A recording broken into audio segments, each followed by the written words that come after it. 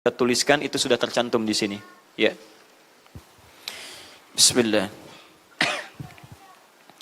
Waalaikumsalam warahmatullahi wabarakatuh. Ustadz, mohon pencerahannya. Ini sudah cerah situasi, sudah bagus. Mengenai peringatan Maulid Nabi Muhammad SAW, apa hukumnya? Dan bagaimana kalau umat Islam memperingatinya? Terima kasih atas pencerahannya. Waalaikumsalam warahmatullahi wabarakatuh. Baik, saya ingin kita paham dulu akar persoalannya. Al-Quran, surah ke-61, ayat yang ke-6, paling kiri sebelah atas. Quran, surah kedua Al-Baqarah, ayat 129, paling kiri sebelah atas. Kemudian Al-Quran, surah Yunus 10, ayat 57 sampai 58. Ditutup dengan At-Taubah di dua ayat terakhir. Taib. Sudah? Sekarang saya ingin coba kita membiasakan dulu untuk menilai sesuatu dengan penilaian secara ilmiah yang bersumber pada dalil-dalil yang ada, tidak sekedar menganalogikan dan main tebak-tebakan. Itu nggak baik dalam menyimpulkan hukum. Ya. Bismillah. Sekarang secara akademis, secara ilmiah, membahas sesuatu oleh para ulama diposisikan dulu, dispesialisasikan dulu dalam bentuk ta'rif namanya, definisi. Jadi kalau Anda ingin membahas sesuatu, kita harus sepakat dengan definisinya dulu. Ya, disebut dengan ta'rif. Ta'rif ini harus punya sifat jami' mani'. Jami' menghimpun semua unsur yang akan didefinisikan. Mani' mengeluarkan segala hal yang tidak terkait dengan definisi. Sehingga pembahasan kita akan fokus pada hal yang akan dibincangkan. Awas, hati-hati. Kita ingin berbicara tentang sesuatu, tapi kita tidak sepakat dengan definisinya. Bagaimana bisa menyimpulkan hukumnya? Dan kelemahan orang-orang sekarang, ketika berbicara hukum, dia tidak tahu apa yang dibincangkan. Sekarang misal, kita akan bertanya tentang maulid. Apa hukumnya maulid? Kita harus sepakati dulu apa itu maulid. Awas, ini penting ini. Banyak masalah yang muncul sekarang, tapi tidak disepakati tentang ini. Banyak orang bahas tentang hukum musik. Hukum musik begini-begini. Begitu saya tanya apa itu musik, bingung dia jawab. Apa itu musik? Anda mesti sepakat dulu musik itu apa. Di zaman Nabi apa yang disebut dengan musik. Zaman sekarang apa yang disebut dengan musik. Ketika Nabi menyampaikan hukum musik, apa yang dimaksudkan oleh musik di situ.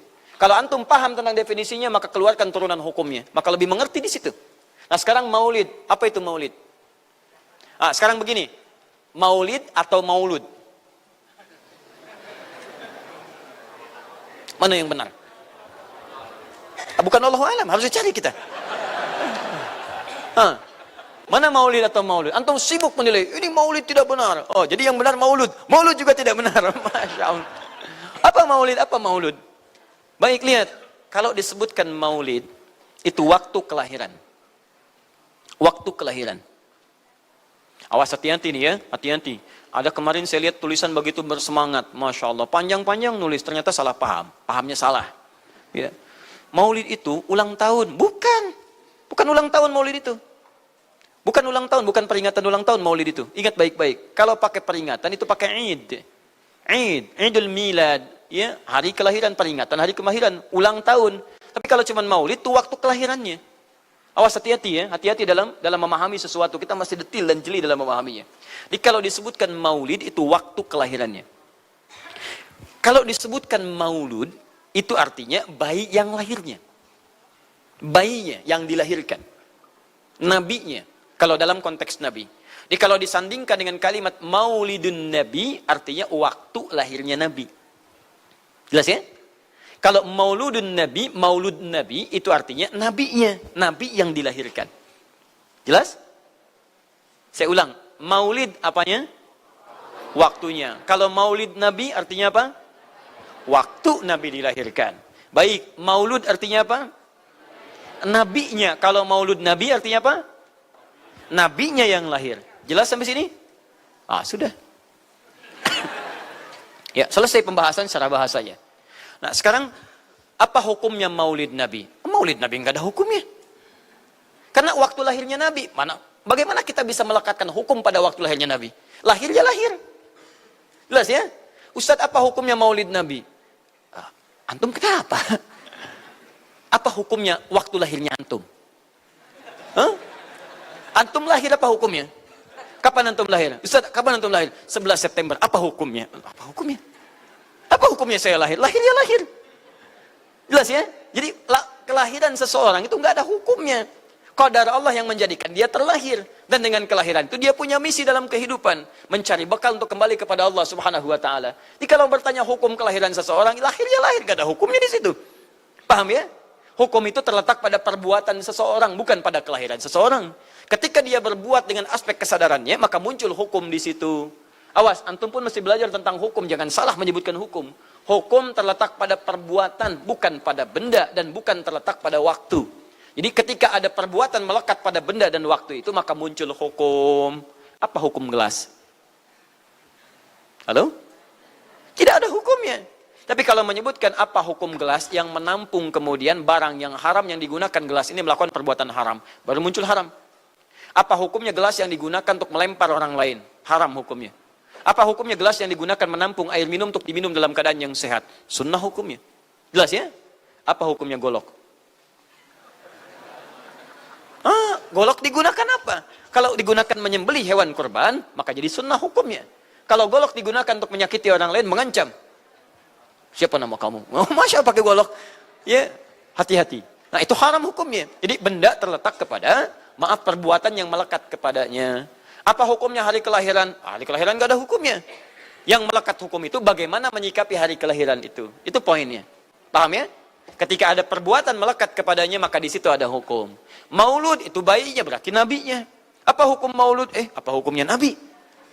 Nabi yang lahir nggak ada hukumnya. Jadi kalau Anda menolak maulud dengan pengertian seperti ini, maka Anda keluar dari Islam. Kalau dalam hukum seperti ini, saya menentang maulid Nabi, berarti Anda menentang kelahiran Nabi SAW. Saya menentang maulud Nabi, berarti Anda berhadapan dengan Nabi, Anda musuh Nabi. Jadi kalau Anda dimaksudkan dengan kata maulud dan maulid, Anda tidak bisa menentangnya, bisanya menerima, saya menerima. Menerima. Kenapa? Karena dalam pengertian bahasa, maulid itu artinya waktu kelahiran. Maulud artinya nabinya. Jangankan saya, siapa saya dibandingkan Nabi Isa alaihissalam? Nabi Isa itu hidup 600 tahun sebelum Nabi Muhammad SAW dilahirkan. Nabinya belum ada. Nabi Isa sudah ada. Tiba-tiba umatnya menduga Nabi terakhir itu Nabi Isa. Karena Nabi Isa punya sifat yang mirip di ramalan kitab yang mengatakan Nabi terakhir itu punya sifat baik dengan masyarakat lingkungan sosialnya. Dan Nabi Isa itu lembut luar biasa. Jangankan pada manusia, pada hewan pun itu lembutnya luar biasa. Jalan dengan muridnya. Di perjalanan kemudian ada aliran anak sungai melihat bangkai hewan. Sudah jadi bangkai, baunya luar biasa. Kata muridnya, guru, bau sekali bangkai ini. Kata Nabi Isa alaihi salam, Al-Masih, yang disebut oleh sementara orang dengan Yesus, itu Nabi, bukan Tuhan. Nabi beliau mengatakan, kata Nabi Isa, perhatikan, begitu putih sekali dan bersih giginya. Kata muridnya, Tuan Guru, kenapa Anda mengatakan demikian? Kata Nabi Isa, karena manusia hanya akan menyampaikan apa yang ada dalam benak pikirannya. Jadi kalau pikiran Anda kotor, Anda akan melihat bangkainya saja. Tapi kalau pikiran kita baik, kita akan mencari yang terbaik dari hewan itu. Bukankah dia ciptaan Allah? Bukankah dalam setiap ciptaan ada hikmah dan kebaikan? Perhatikan bagaimana putih bersih giginya.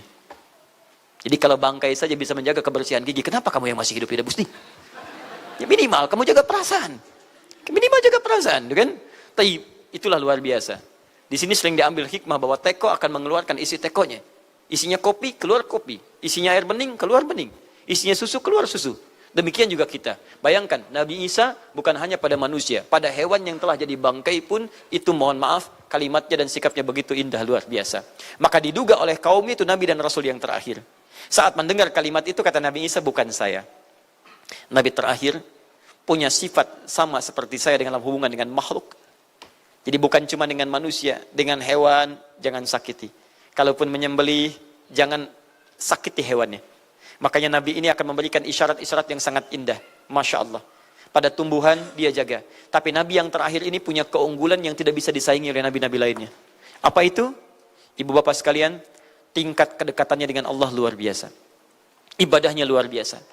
Dalam bahasa Arab, tingkat kebaikan yang terkait dengan makhluk secara sosial, itu kalau satu kebaikannya disebut dengan Mahmud. Tapi kalau banyak kebaikannya disebut dengan Muhammad. Muhammad. Tapi kalau hubungan dengan Allah, ya dengan Khalik, Kalau punya tingkat hubungan yang baik, satu sisi saja disebut hamid namanya, hamid. Antum rajin tahajud, tapi belum konsisten puasa sunnah, maka antum namanya hamid. Perempuannya hamidah. Misal ada perempuan namanya Wanda, pakai hamidah, Wanda hamidah. Ya, itu artinya yang dekat dengan Allah. Jadi kalau ada yang namanya Wanda hamidah, jauh dari Allah. Ya, kemudian pendapatnya menyimpang dari ketentuan Allah, mesti diingatkan. Anda hamidah, Anda dekat dengan Allah, maka tidak layak mengeluarkan statement yang tidak sesuai dengan hukum-hukum Allah Subhanahu Wa Taala. Ya, hamid. Awas, Hamid, nama anda Hamid. Misal, namanya Fahmi, Masya Allah. Hamid Fahmi Zarkashi, Masya Allah. Itu artinya hubungan dekat dengan Allah Subhanahu Wa Ta'ala. Perempuannya Hamid, laki-lakinya Hamid, perempuannya Hamidah, Masya Allah. Paham sampai sini? Kalau bentuk superlatif, banyak ibadahnya, tahajudnya, sedekahnya, puasanya, segalanya, maka Masya Allah berubah kalimatnya. Dari kata Hamid jadi Ahmad. Ahmad. Maka Nabi Isa tidak menyebutkan kalimat Muhammad, tapi menyebutkan kalimat Ahmad. Karena kalau disebutkan kalimat Muhammad, nilainya serupa dengan beliau. Punya nilai kebaikan yang sama. Nabi Isa baik pada hewan, Nabi Muhammad baik pada hewan. Kata Nabi, lihat, kalau Nabi Isa sudah jadi bangkai. Nabi Muhammad ketika hewan akan disembelih pun, disembelih. Kata Nabi, jangan sakiti dalam penyembelihannya. Tajamkan dulu pisaunya. Ketika menyembelih, jangan lakukan berkali-kali. Kata Nabi, tajamkan, begitu andu kemudian sembelih, seketika selesai. Cari urat yang membuat cepat darahnya keluar. Nabi itu. Dan dalam menajamkan itu, antum jangan memperlihatkan depan hewannya. Tidak boleh. Kandidat selanjutnya, siap-siap ya. Masya Allah, tidak boleh. Awas saat kurban tuh. Kadang suka lupa antum tuh. Ya di bawah sini, ini masih begini-begini tuh. Itu menyakiti hewan secara fisiologis. Nggak boleh, nggak boleh. Ya, awas. Ya, tayyib. Tumbuhan, lihat. Tumbuhan. Nggak boleh dalam keadaan perang. Perang itu kan luar biasa dahsyat.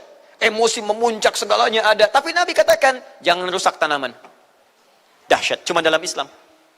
Itu yang 212 tahun lalu itu, Masya Allah, nggak ada yang nginjak rumput, nggak injak macam-macam. Ya, itu yang kameramen yang nginjak rumput tuh. Ya, kameramen nginjak rumput tuh. Yang kameramen begitu diinjak, dimunculkan di media gitu kan. Wah, tapi lihat betapa rapi, bersihnya, itulah Islam. Tapi jangan cuma 212 saja. Ya, 312, 412, 484 dan sebagainya. Jadi, semua yang ada setiap hari kita jaga. Ada tumbuhan, jaga. Yang praktekkan negara lain. Di New Zealand ada tumbuhan, antum sedang ngidam, papa pengen daun itu, tunggu sampai jatuh. Nggak bisa diambil. Begitu diambil, denda. Padahal yang punya teorinya Islam. Tapi hubungan dengan Allahnya itu bukan Muhammad, tapi Ahmad. Makanya Nabi Isa mengatakan, wa mubasysyara bi rasulin ya'ti min ba'di ismuhu Ahmad. Saya kasih kabar gembira. Rasul terakhir bukan saya. Tapi seseorang yang nilai ibadahnya lebih daripada saya. Jaminan surganya sudah ada. Bahkan turun surah kepadanya. Inna a'tainakal kautsar. Dirinya dijaga dari kesalahan, maksum. Sifatnya luar biasa baik. Tapi itu tidak menghentikan dia untuk mendekat kepada Allah dengan sifat yang luar biasa. Kata Sayyidah Aisyah di Al-Bukhari, nomor hadis 2010 sampai 2012. Ya Rasulullah, alam takun ma'suban. Alam takun madmunan. Lima hakadha. Kenapa sampai bengkak-bengkak begini anda tahajud? Bukankah anda dijamin masuk surga? Dijaga dari kesalahan. Apa kata Nabi? Afala akunu abdan syakura. Apa aku nggak boleh jadi hamba yang bersyukur kepada nikmatnya Allah Subhanahu Wa Taala? Tahajudnya sampai bengkak. Nabi, Rasul, ahli surga, dijaga dari kesalahan, tidak ada hisabnya, masih mau tahajud sampai bengkak kakinya. Ditanya oleh istrinya, kenapa sampai begini? Kata beliau, ringan saja. Nggak boleh aku bersyukur. Masya Allah, ada orang Nabi bukan, Rasul bukan. Surga belum ada jaminan, amal berantakan, hisab menegangkan. Masya Allah, bangun mata bengkak. Kaki biasa. Tahajud tidak subuh lewat. Ini Masya Allah. Cita-cita surga Firdaus. Luar biasa. Makanya Nabi Isa mengatakan Ahmad bukan Muhammad. Dan ini bukan isyarat Nabi baru. Karena nama yang melekat pada Nabi terakhir semuanya sifat. Bukan nama zat. Ini bukan melegalkan ada seorang bernama Nabi baru datang kemudian namanya Ahmad. Bukan. Kata Nabi, saya Nabi terakhir. La Nabi ya ba'di, nggak ada Nabi setelah saya. Jadi nggak ada istilah Ahmadi. Pengikut Ahmad nggak ada. Ya, dalam arti pengikut Nabi Muhammad sallallahu alaihi wasallam. Yang jadi clue persoalan kita terkait dengan pertanyaan ini, Anda bisa bayangkan, Nabi Isa 600 tahun sebelum lahirnya Nabi Muhammad sallallahu alaihi wasallam. Perhatikan, ikutan bahagia dengan kelahiran Nabi. Sampai kebahagiaannya diungkapkan pada umatnya. Saya kasih kabar gembira ya. Nggak mungkin orang kasih kabar gembira perasaannya sedih. Kenapa saya kasih kabar gembira? Nggak ada. Kasih kabar gembira itu dalam keadaan bahagia hatinya. Kalaupun menangis, tangisan kebahagiaan. Anda bisa bayangkan, Nabi, Rasul, mukjizatnya hebat. Sekali usap, penyakit sembuh. Menghidupkan orang mati, keduanya dengan izin Allah Subhanahu Wa Taala. Bahagia dengan kelahiran Rasul Sallallahu Alaihi Wasallam. Antum nabi bukan, rasul bukan. Maaf, tidak punya mukjizat seperti Nabi Isa. Mayat dipanggil-panggil nggak bangun, diusap penyakit makin sakit.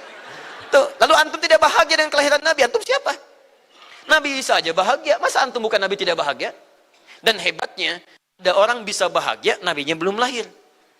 Biasanya sifat bahagia dalam kelahiran itu setelah bayinya lahir, bukan sebelum lahir.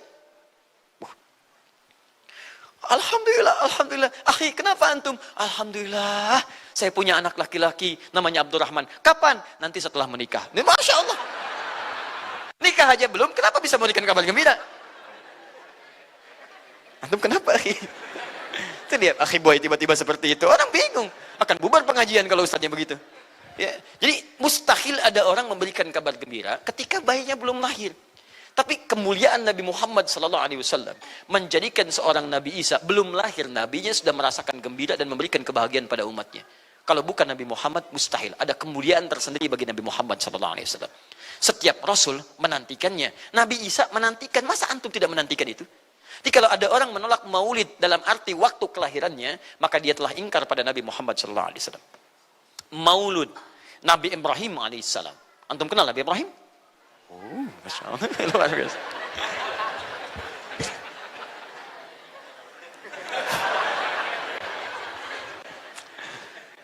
Dimanapun Anda berada, memang hari ini banyak orang berkumpul di Monas untuk bermunajat kepada Allah.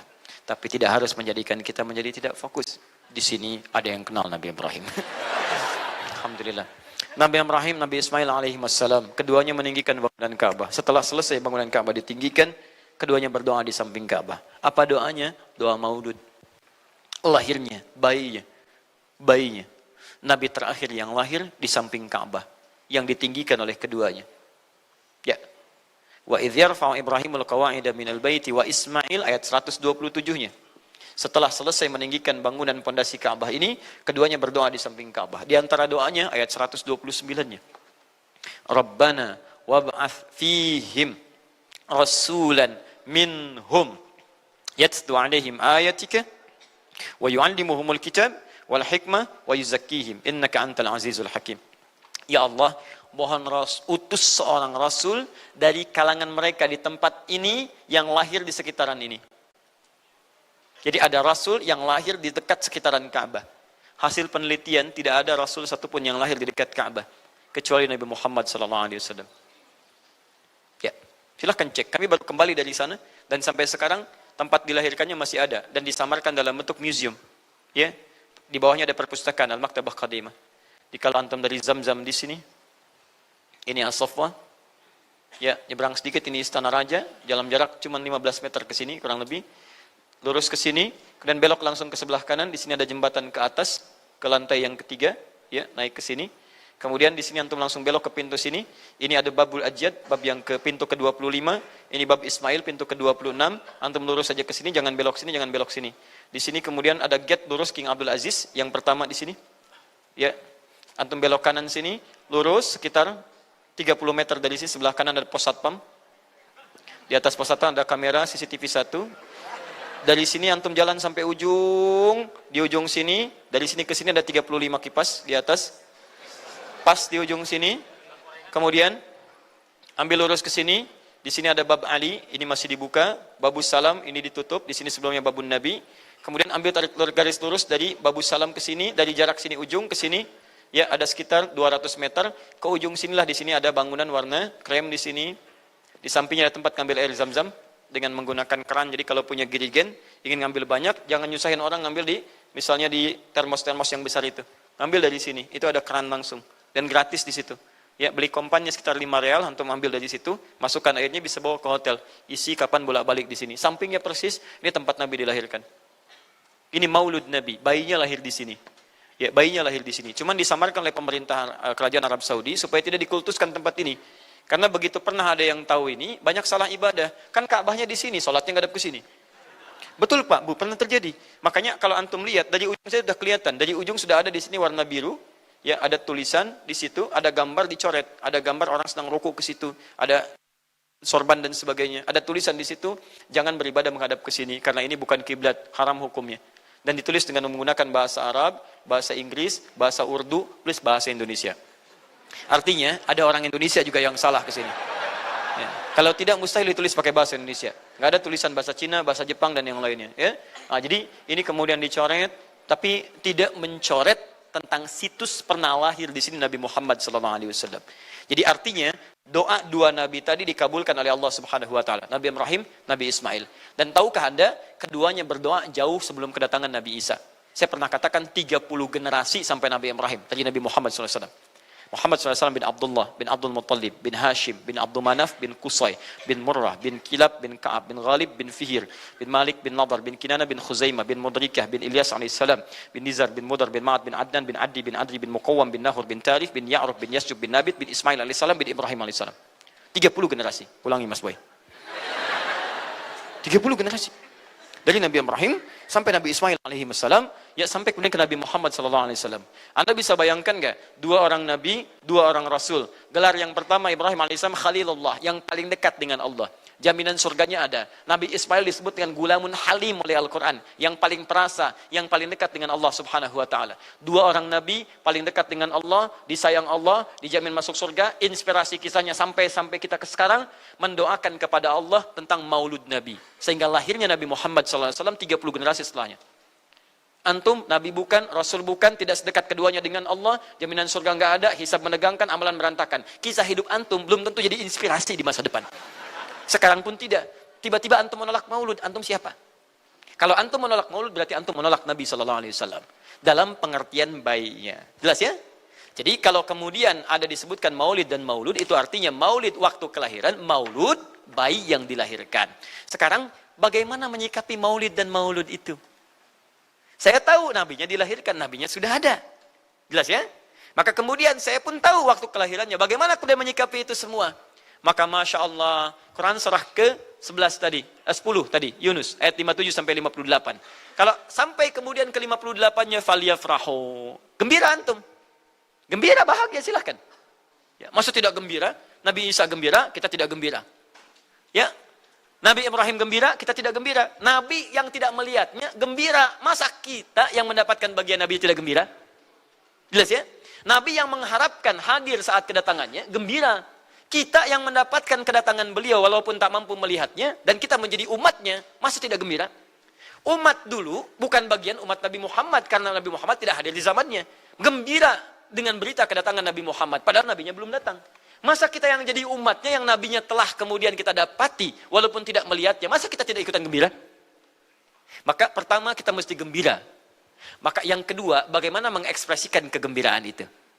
Maka contoh-contoh dari Nabi SAW, bagaimana mengekspresikan kegembiraan-kegembiraan dengan Nabi SAW itu, pertama Nabi sendiri menyikapi hari kelahirannya dengan berpuasa. Di hari Senin. Jelas ya? Ini bagi Nabi sendiri pribadinya. Nanti jadi hukum untuk kita. Maaf, saya akan tafsirkan lebih luas karena ini jadi hukum-hukum turunan. Ketika Nabi puasa di hari Senin ditanya, ya Rasulullah kenapa engkau puasa? Kata Nabi, dzaka yauma wulidtu. Bima makna? Ini adalah hari aku dilahirkan. Hari aku dilahirkan. Jadi ini hukum kelahiran. Kalau antum misalnya masuk pada hari dilahirkan, boleh antum ikuti sunnah Nabi SAW. Apa sunnahnya? Puasa. Puasa. Kenapa puasa? Nabi SAW mencontohkan puasa. Hari Senin beliau puasa. Ketika antum puasa Senin, bukan cuma puasa sunnah, tapi ada nilai di situ. Nah, kalau hari lahirnya antum bertepatan dengan hari yang tidak diperkenankan puasa, seperti Jumat misalnya, hari kita bahagia, maka kata para ulama, ambil hikmah dari nilai puasa itu. Puasa itu kan dua hikmahnya. Satu, meningkatkan ibadah yang baik. Kedua, mencegah maksiat. Silahkan cek, bukankah saat puasa ibadah antum meningkat? Silahkan cek, saat puasa. Jangankan yang fardu, yang sunnah dikejar kan? Jangankan koran yang dibaca, Al-Quran dibolak-balik. Maksiat ditekan, tidak ada orang puasa maksiat. Tidak ada. Ya, bahkan pelaku maksiat pun saat puasa, libur maksiatnya. Minimal takut batal puasanya. Jangankan maksiat, maaf, mencela orang pun dia tahan, berdusta dia tahan. Jam 5 bu, tinggal 1 jam mau buka, dicela orang habis-habisan. Oh, nggak balas dia. Kenapa nggak balas? Kan biasanya antum keras. Habis maghrib, habis maghrib, luar biasa. Habis maghrib tuh, begitu maghrib lupa, habis maghrib lupa. Ya, kenapa? Dia jaga. Jadi hikmah orang puasa itu kalau sudah puasa, ibadahnya meningkat, maksiatnya hilang. Jadi kalau antum ikut rajin puasa, ibadah tidak meningkat, maksiatnya tetap ada. Ada yang salah dengan puasa antum. Makanya ketika datang hari kelahiran, sebetulnya yang paling tepat, kalau antum bertepatan dengan waktu-waktu sunnah puasa, antum puasa. Senin, antum puasa. Tapi kalau tidak bertepatan dengan waktu itu, hikmah puasa yang antum ambil. Antum koreksi diri sampai dengan hari kelahiran itu, berapa banyak ibadah sudah antum kumpulkan, berapa maksiat antum harus tangisi. Itu hikmah terbesarnya. Bukan rame-rame. Tiup lilinnya. Masya Allah, lilin ditiup, maksiat terus muncul. Apa faedahnya? Kasihan lilin tuh, udah dibakar, ditiup, dengan antum yang salah. Paham ya, teman-teman sekalian? Nah, sekarang bagaimana para sahabat menyikapi kelahiran Nabi SAW, kedatangan Nabi SAW, dan menyikapi keberadaan Nabi SAW. Bukan cuma lahirnya, tapi setiap kedatangannya. Nabi datang dari Madinah, dari Mekah ke Madinah disambut oleh para sahabat yang ada di sana. Nabi datang dengan perang Tabuk, dari perang Tabuk disambut oleh para sahabat di sana. Tala al-badru alaina min thaniyatil wada'i, wajaba syukru alaina mada'alillahi da'i. Masya Allah, disambut dengan madid. Bukti kesenangan mereka kepada Nabi SAW. Ada yang memuji Nabi SAW seperti Hasan bin Thabit, buat puisi-puisi memuji Nabi. Seperti Zuhair bin Abi Salma, tadinya musuh Nabi, begitu masuk Islam memuji Nabi SAW. Ada yang lagi kemudian menghormati Nabi dengan kedatangannya, dengan mengikuti Nabi kemanapun. Nabi mencontohkan, amalkan. Nabi mengajarkan, ikuti. Masya Allah. Begitu Nabi meninggal, diabadikanlah kemudian nilai-nilai penghormatan itu. Ada yang menulis sejarah tentang Nabi. Ada yang menulis pujian kepada Nabi dalam bentuk sholawat. Ada yang menulis tentang amalan-amalan Nabi. Ada yang menulis tentang pengajaran-pengajaran Nabi. Dikumpulkan dan sampailah itu kemudian kepada kita semuanya. Dan itulah cara terbaik menyikapi tentang maulud dan maulid. Apa cara terbaiknya? Keluarkan ayat-ayat Qur'annya. 1. Quran surah ke-33 ayat 21-nya. Laqad kana lakum fi Rasulillahi uswatun hasanah. Sungguh ada pada diri Nabi sallallahu alaihi wasallam suri teladan terbaik untuk kita. Maka jika antum misalnya hadir momentum kelahiran Nabi sallallahu alaihi wasallam, maaf, biasanya kalau ada momentum-momentum tertentu orang bersemangat untuk mengingatnya. Silahkan cek. Hari pahlawan, ingat para pahlawan. Hari pahlawan berakhir, tidak ingat lagi. Hari kemerdekaan, ingat sampai pinang dipanjat-panjat. Begitu dipanjat, kenapa panjat pinang? Masya Allah, menghormati pahlawan. Hari pahlawan sampai naik panjat pinang. Luar biasa. Ada yang tarik tambang, ya, menghadirkan energi para pahlawan. Antum bisa bayangkan, momentumnya ada. Begitu hilang itu semua, tiba-tiba hilang lagi kemudian ingatan kita. Artinya, selalu ada momentum untuk mengajak kita mengingat sesuatu. Begitu Ramadan, ingat lagi amalan. Hilang Ramadan, hilang lagi kemudian amalan.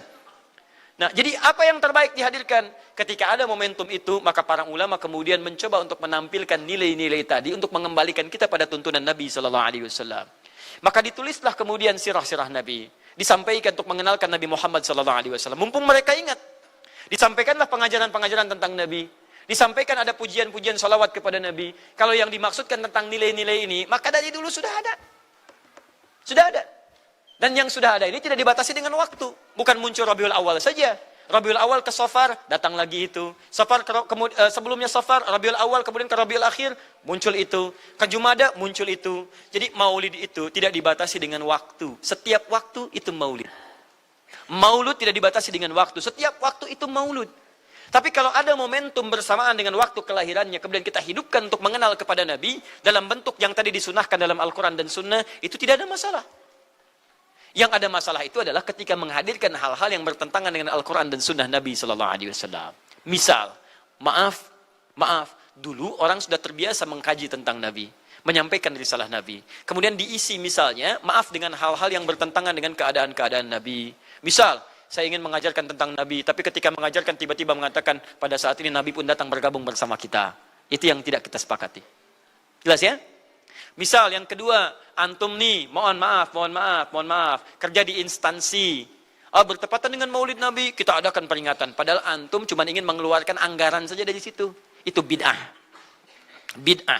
Mengeluarkan anggaran, sekedar hanya ingin dapat anggaran untuk dalam momentum Maulid Nabi, itu yang bid'ah. Maulid bukan makan-makan. Jadi kalau antum mengadakan Maulid Nabi hanya sekedar untuk makan-makan, itu yang bid'ah.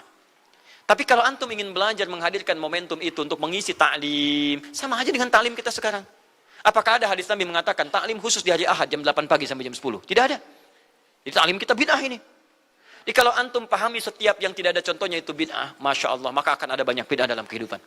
Mushaf itu bid'ah, karena nggak ada contohnya zaman Nabi SAW. Antum dari ujung kepala sampai ujung kaki itu bid'ah, karena antum tidak ada di zaman Nabi SAW. Ya, jadi jangan langsung menilai bahwa setiap maulid itu bid'ah. Bukan. Kalau momentum itu ingin diisi dengan ta'lim, ingin memperkenalkan Nabi, ingin mengajarkan syariat-syariat Islam, maka itu tidak ada masalah. Itu mengamalkan petunjuk-petunjuk ayat, bukan mengkhususkan di waktu itu, bukan. Karena ta'lim itu dibuka di setiap waktu. Tapi menjadikan waktu itu untuk momentum, karena setiap orang sedang ingat Nabi pada saat itu. Das ya? Kapan lagi kita mendapati orang ingat Nabi? Maka ajarkan itu dan pesankan pada saat itu. Teman-teman, jangan cuma pada waktu ini ya, setiap waktu kita amalkan ingatan kita kepada Nabi sallallahu alaihi wasallam. Makanya saya kalau diundang, Ustadz ada maulid Nabi, saya datang untuk ceramah, untuk menyampaikan pesan-pesan terkait dengan Nabi sallallahu alaihi wasallam. Adapun masalah ritual-ritual saya tidak ikutan. Makanya paham, begitu saya datang pas ceramah. Saya berikan ceramahnya. Nabi begini, apa itu maulid? Allahu alam. Bukan Allahu alam, kan antum bikin spanduknya di sini. Apa itu maulud? Maulud. Bukan maulud. Maulud itu begini, maulid itu begini. Ketika kita terangkan, kita sampaikan, Masya Allah. Antum tahu apa yang terjadi? Mereka mulai sholat dengan baik, masjidnya mulai ramai. Besoknya tidak ada ramai-ramai lagi. Begitu ada maulid, ceramah lagi. Ternyata ceramahnya nggak sampai maulid lagi. Besoknya ceramah lagi. Ahadnya ada waktu taklim.